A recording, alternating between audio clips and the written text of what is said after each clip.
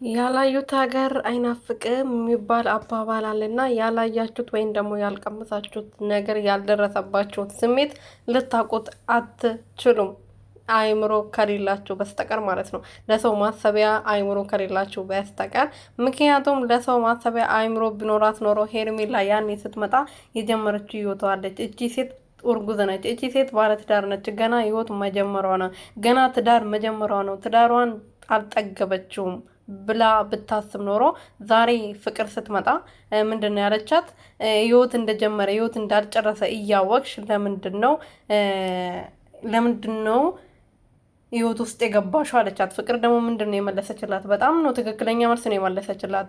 ከህይወት ሴት አስተዋውቅሻለሁ ብሎ ሲጠራሽ ከህይወቱን ጨርሶ ከአንቺ ጋር አዲስ ሴት አስተዋውቅሻለሁ ብሎ ሲጠራሽ የመጣሽ ልታወቅኝ አይደል እንዴ ብላ መለሰችላት ማለት ነው። እና ይሄን ቆንጆ የሆነ ልጅ ስትሉ ሰብስክራይብ ላይክ አድርጉ። ሰላም ሰላም ቤተሰቦች እንዴት ናችሁልኝ?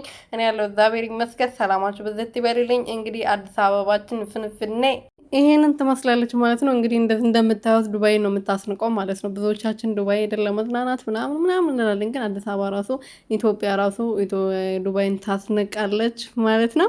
እና ዛሬ ደግሞ የተፈጠረውን ሁላችንም አይተናል፣ ቪዲዮን አይተናል ብዬ አስባለሁ። ምክንያቱም ፍቅር የመጣችው ሩትዬን ራሱ በእንዴት ስጠራት እንደነበረ እያየን እንደሆነ ሆኖ ግን ለማናደድም ሙከራ እያደረገች ነበር። ምክንያቱም አብርሃም ተሳካልን ያለው መጨረሻ ላይ ማለት ነው። እነሱን ለማናደድ እነሱ የሚያወሩትን ነገር ለመስማት እንዳመጣ በእርግጠኝነት ማወቅ ትችላላችሁ። መጨረሻ ላይ እጅ ለእጅ ነበር የተጨባበጡት ማለት ነው። ምክንያቱም ተሳካልን ነበር ያለው እና አውቀው ነው እነሱን ለማናደድ እነሱን ለማበሳጨት ምን ያወራሉ ምን ይላሉ ለማየት ሩቲ ምን ታወራለች የሚለውን ለማየት ነው እነሱን ይዞ የመጣው ማለት ነው። ሩትዬ ከዚህ ውጭ